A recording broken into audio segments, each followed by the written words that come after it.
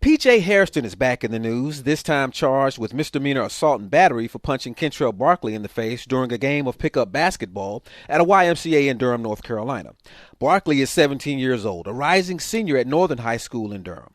Hairston is an NBA rookie with the Charlotte Hornets, a guy who can shoot the basketball so well that he was a first-round pick in the NBA draft despite missing last season with the North Carolina Tar Heels because the NCAA said he was wrong for riding around in cars linked to a convicted felon. He picked up speeding tickets in those cars, got caught with marijuana in one of them, yet he still made it to the NBA. And so it's hard for people to understand, based on all that he's gone through, it's hard for people to understand why he would allow himself to get caught up at the YMCA like that. So, I got us some help. Paging Dr. Jen. Paging Dr. Jen. Are you there, Dr. Jen? Dr. Jen is in. Dr. Jennifer Rounds-Bryant is a licensed clinical psychologist, which means she tells us why we do the things we do. So, Dr. Jen, here's what I need to know. Why does a guy who has overcome so much to become a first-round NBA draft pick, despite all he's gone through, he's managed to make it to the NBA, every young basketball player's dream, and yet he finds himself in trouble for hitting a high school kid the day before he was to report to minicamp with the Charlotte Hornets? Well, so I would have to ask you about whether he has really overcome so much. People tend to do the things that come most naturally or are most familiar to them. So if he had really overcome, as you say, all of these obstacles to get to this golden key, then these types of behaviors would be past him. We talk about folks getting second chances. PJ has certainly had at least that. When I've seen him in recent interviews or read his quotes in recent interviews, he sounded like a guy who was very much humbled by what has happened to him, appreciative of the opportunities that he's been afforded after his mess-ups. So he comes across very, very sincere and very, very contrite about everything. And so now here you saying that, not so fast. The boy hadn't learned his lesson. Right, exactly. So when you think about somebody like PJ, obviously, I have not met him. He has not been a client. So I have to just look at the idea of folks like him.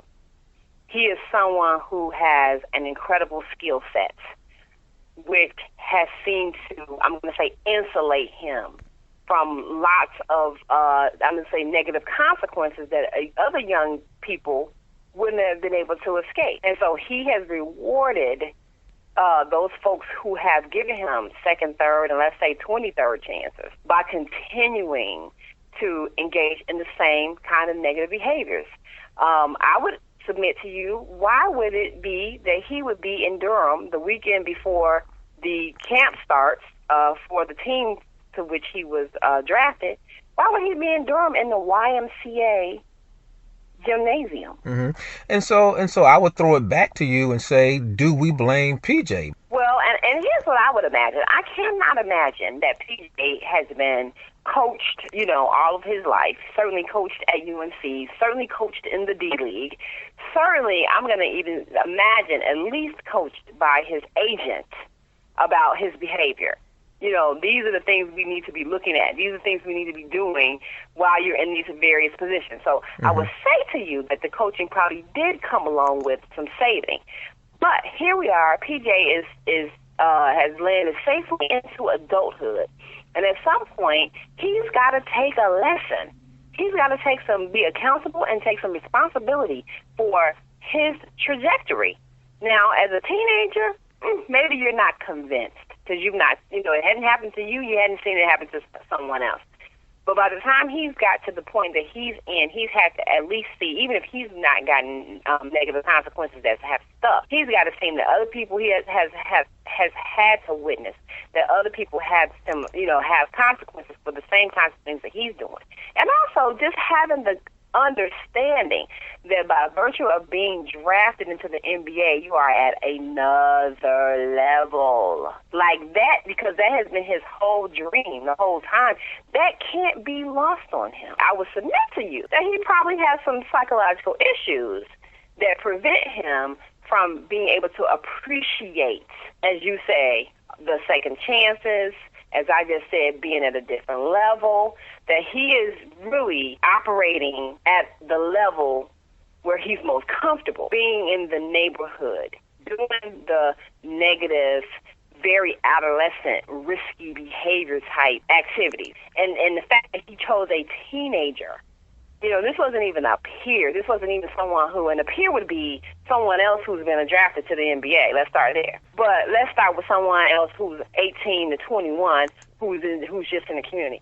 He assaults a child. Let me jump in right there. I'm certainly not here to apologize for PJ Hairston, but I mean PJ is 21. Kentrell Barkley, the young man that he assaulted, or that, let me say allegedly assaulted, although enough folks seem to have seen the attack.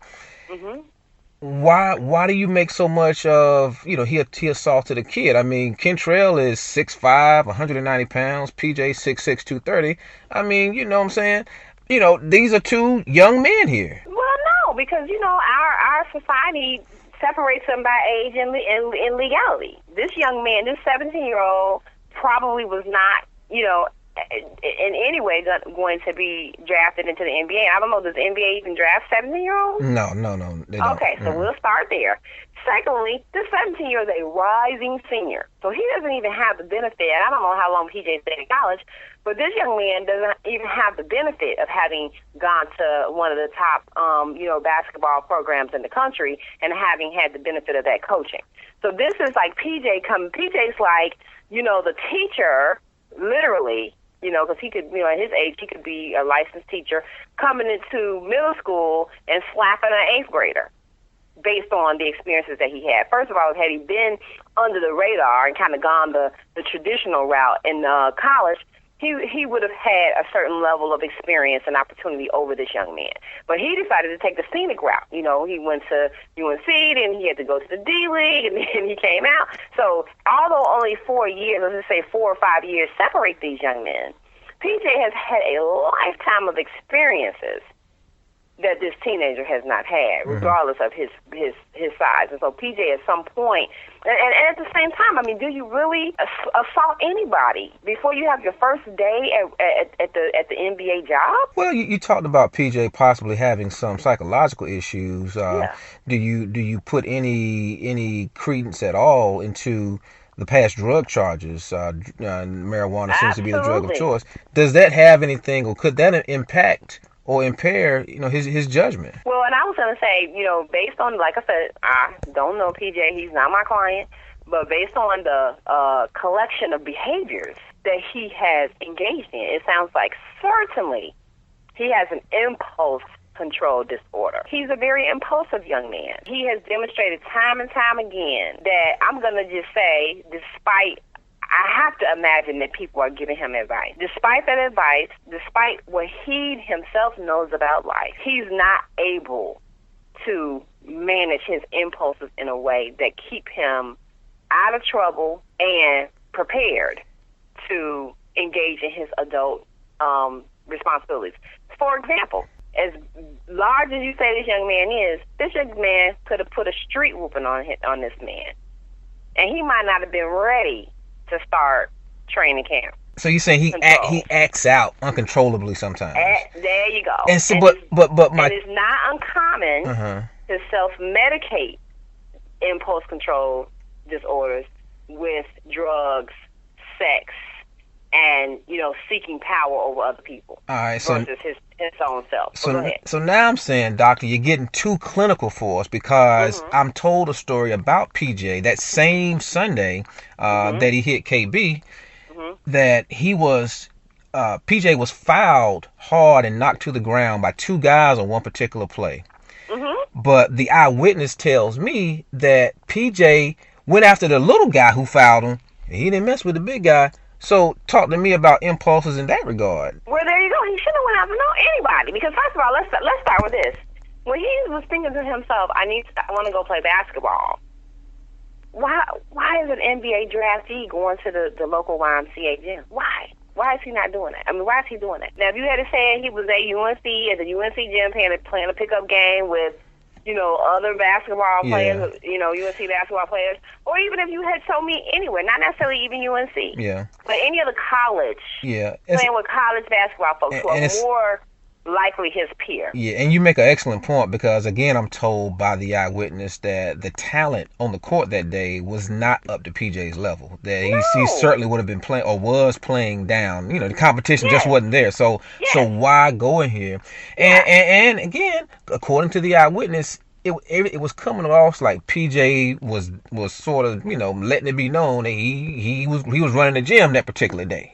Right, So right. like a little power thing going on. And And that's again, it. why do you need to do that? So Exactly. I hear you, doctor.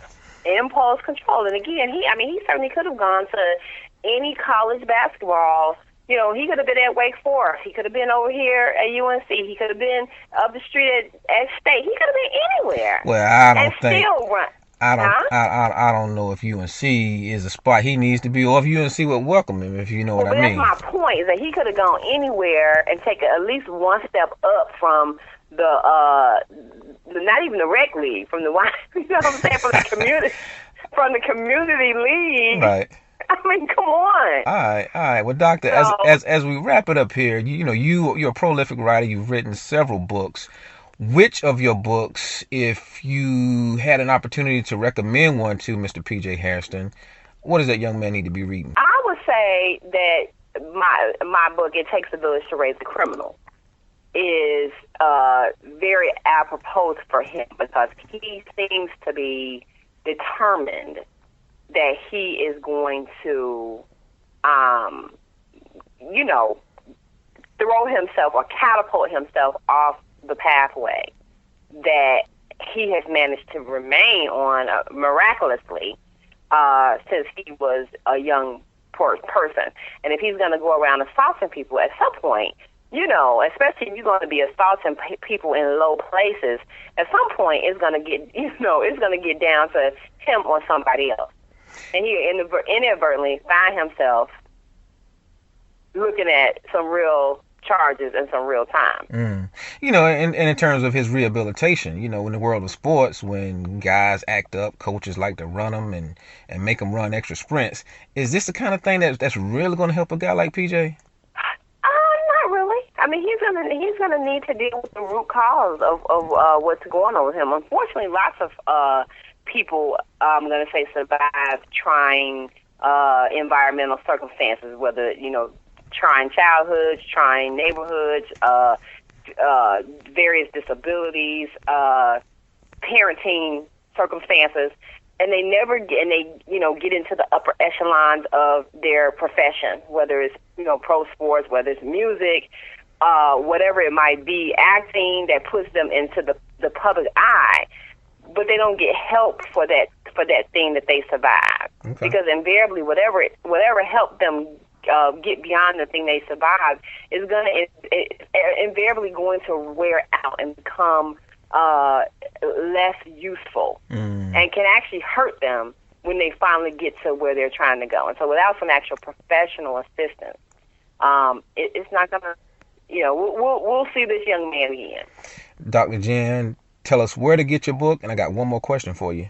Okay, hit me at www.5uglyfacts.com. And Dr. Jen, please tell me that if we're playing basketball, spades, bid whiz, or whatever, if I happen to get the upper hand on you and start showing off and making you look, not so good, you're not going to hit me upside the head, are you?